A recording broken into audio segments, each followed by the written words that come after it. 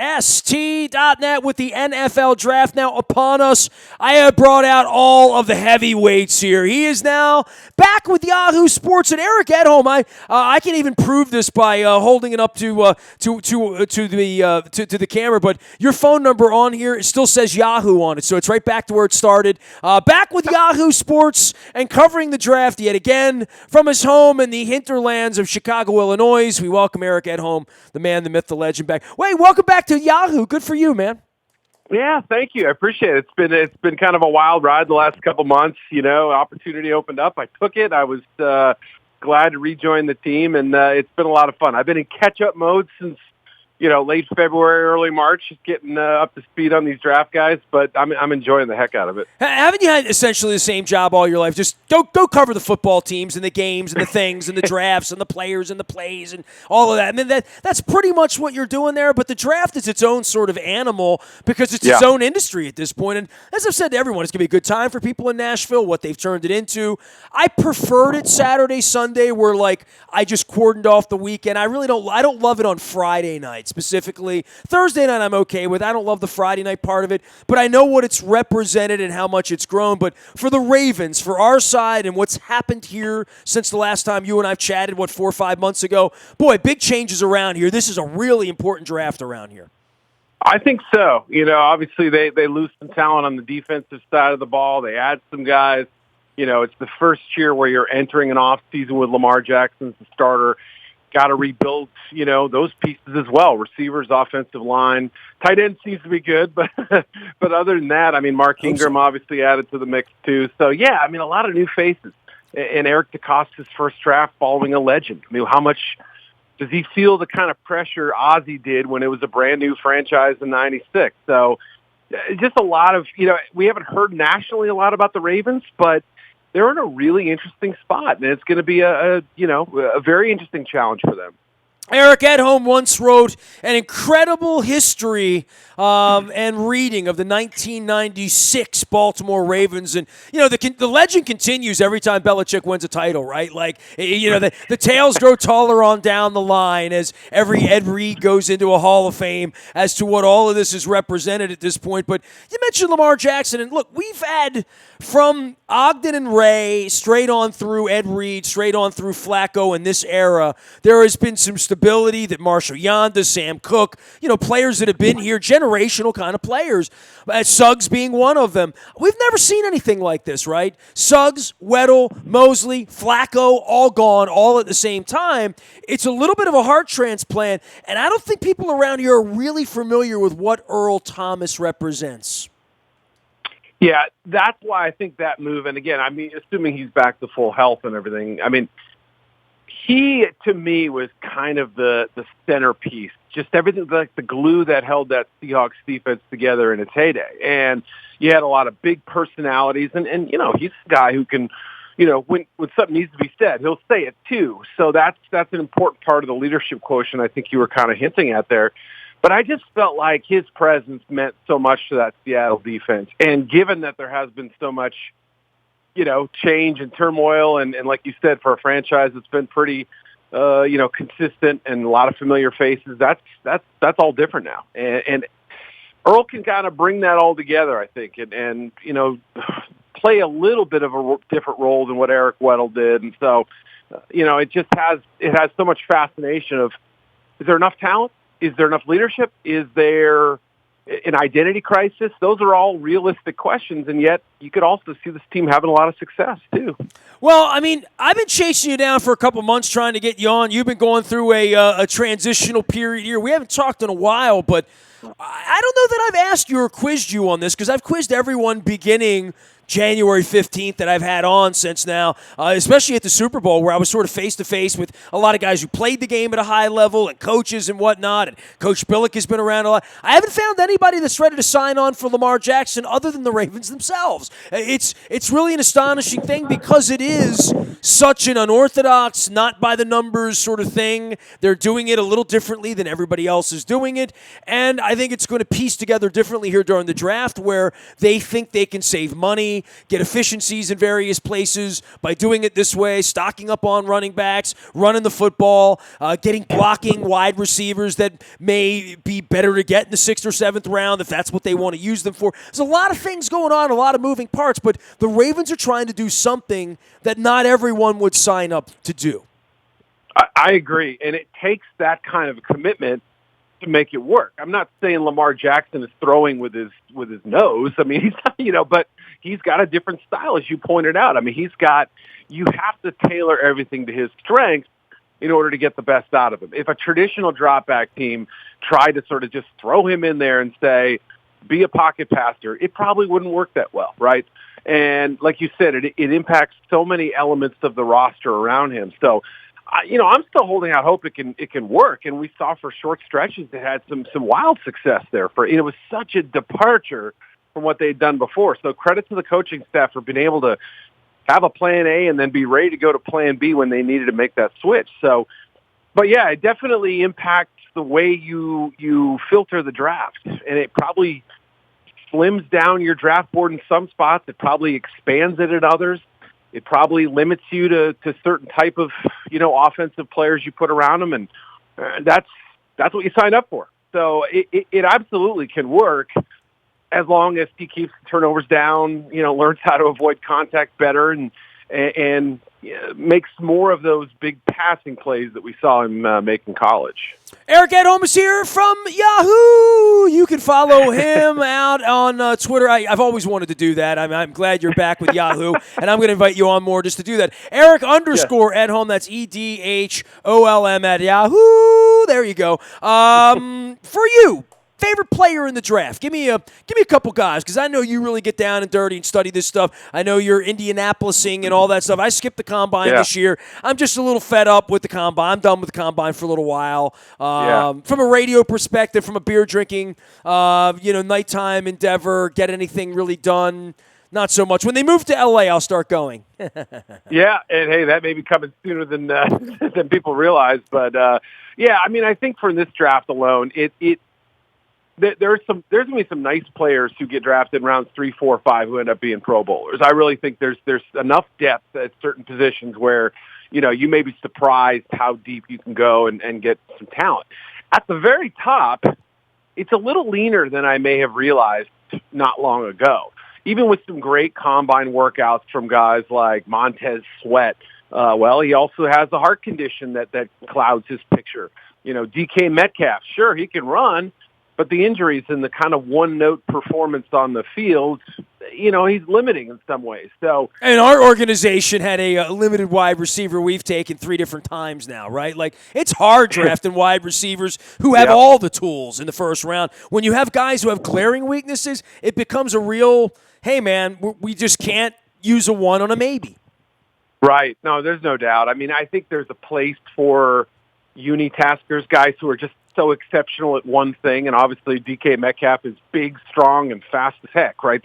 There's a place for him in the NFL if he stays healthy, no doubt. But can he do all the little things that turn you in from a good prospect into a great player? That's the question. And a lot of guys have that too. Or you're a multitasker and you do a lot of things pretty well, but nothing exceptionally well. What round does that put you in? That's absolutely what makes drafting wideouts so difficult.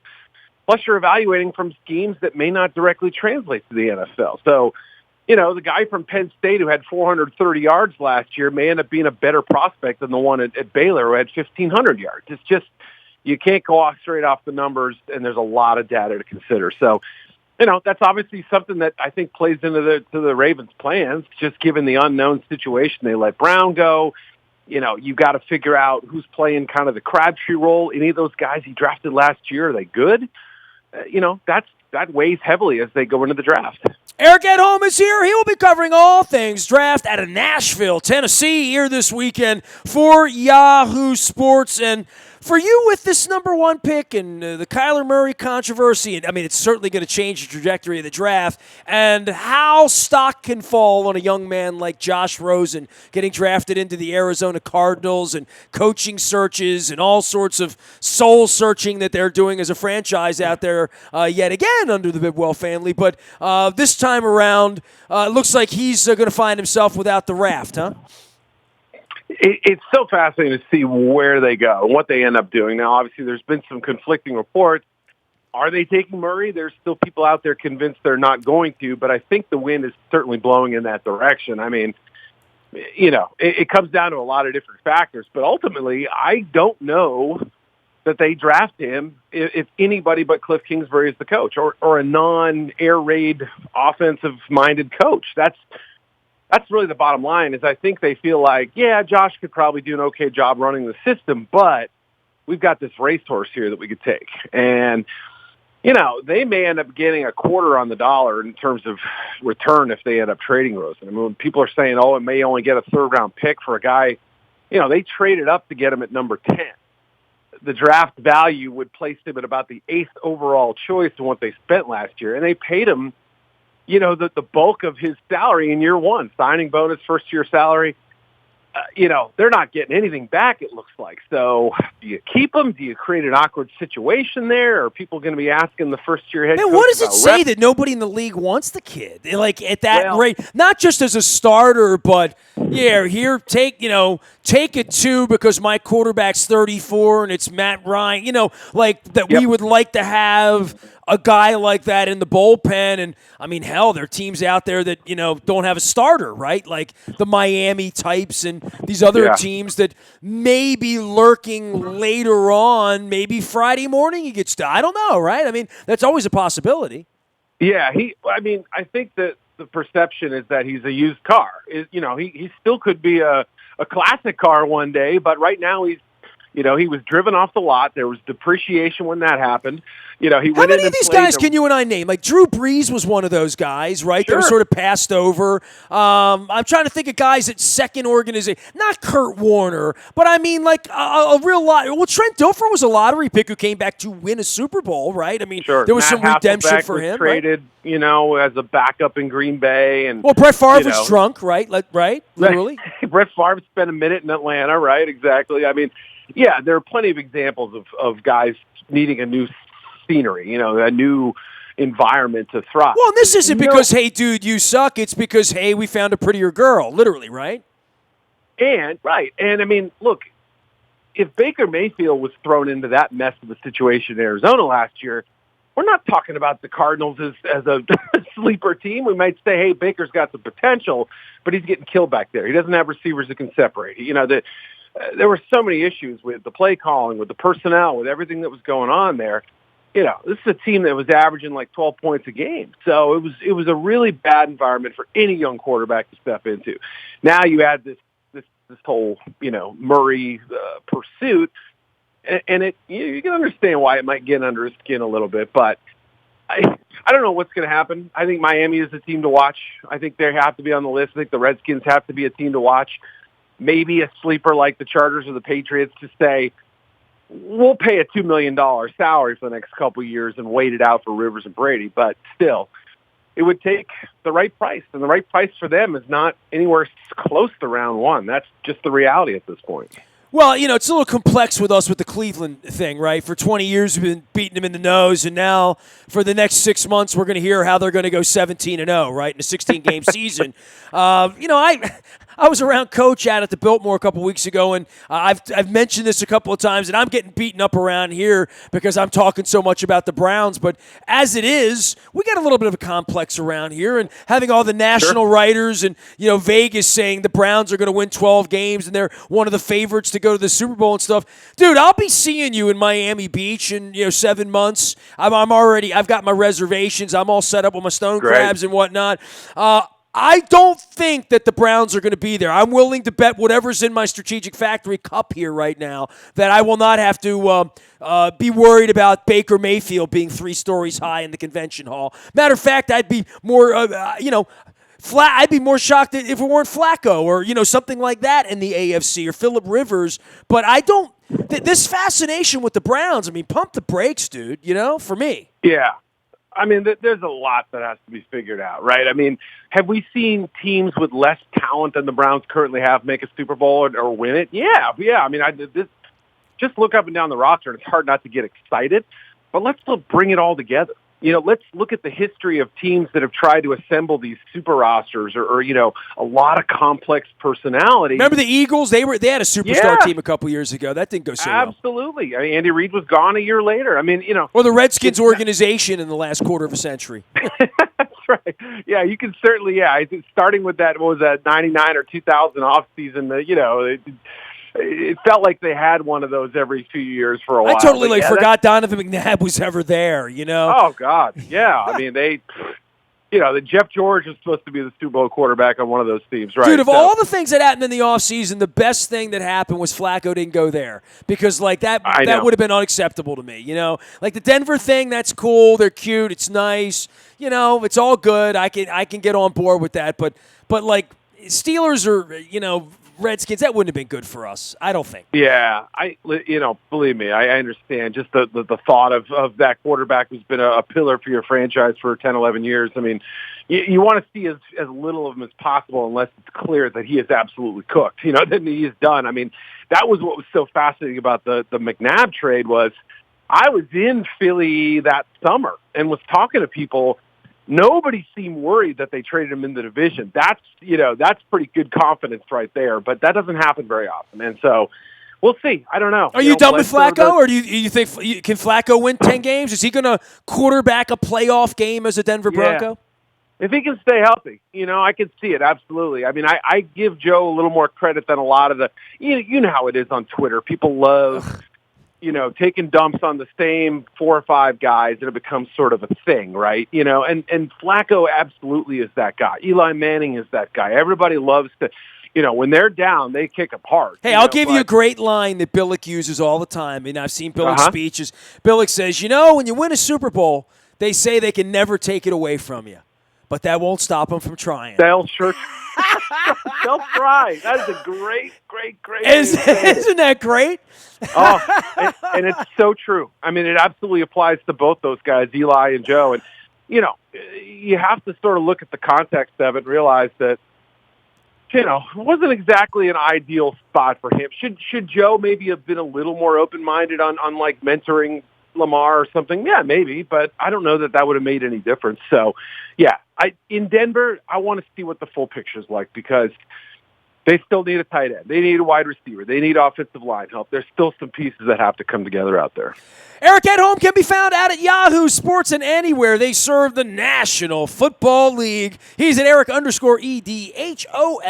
and back at Yahoo where he will be reporting on all things. You still dig the draft, right? This is fun. I've said to everyone, This is the weekend where I get caught up on, that guy's the coordinator there. Oh, look, Vic Fangio's the Broncos coach. And who's this Browns coach? Freddie, is that Kitchens? Who are these people? So this is the week we find out all of that, all of the needs, and I know more about the league by Sunday than I knew on Thursday night, and for that I am grateful.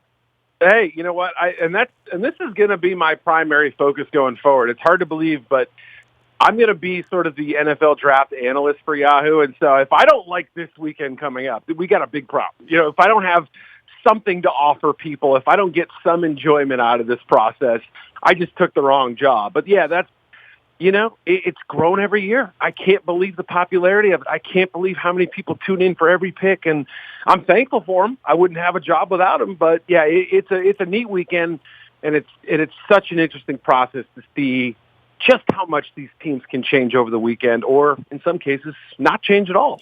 Roger Goodell getting lustily booed. It must be the final weekend of April.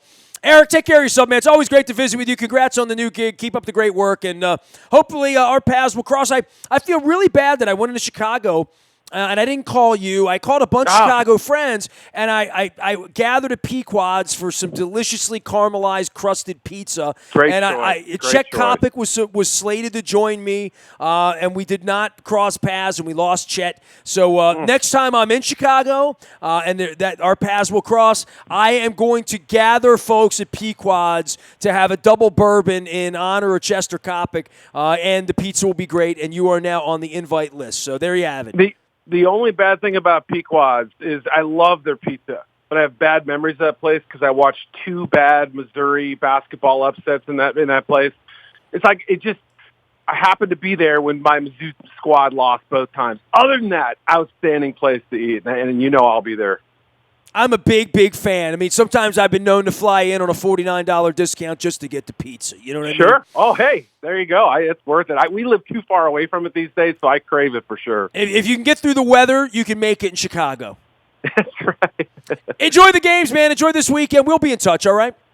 All right, buddy. Talk to you soon. Eric Edholm, one of the good ones who covers the National Football League for Yahoo Sports. You can find him out on Twitter and anywhere NFL Draft Talk is available. You can find me out on the buyatoyota.com audio vault doing only the finest work on the draft, only the experts. Aaron Schatz from Football Outsiders. I've got legit people here breaking down the draft for us. Vinny Iyer from Sporting News this week, all in the buyatoyota.com audio vault 24 hours a day. From anywhere in the world, the morning newspaper ships directly to your email inbox each and every morning at 7 a.m. It's all brought to you by Planet Fitness and PlanetFitness.com, where it's always $5 down and $10 a month. Also, the Maryland Jockey Club Kentucky Derby next weekend. I'm getting the hat and the suit together. I have a white sport coat that I've busted out that my wife's going to say something about like looking like Colonel Sanders or something, I think, but I'm going to wear it anyway because it feels Kentucky to me. I might even grow out a little silver in my beard, go Colonel Sanders. Maybe you'll get me an ad out of that. I've been eating fried chicken. Why not?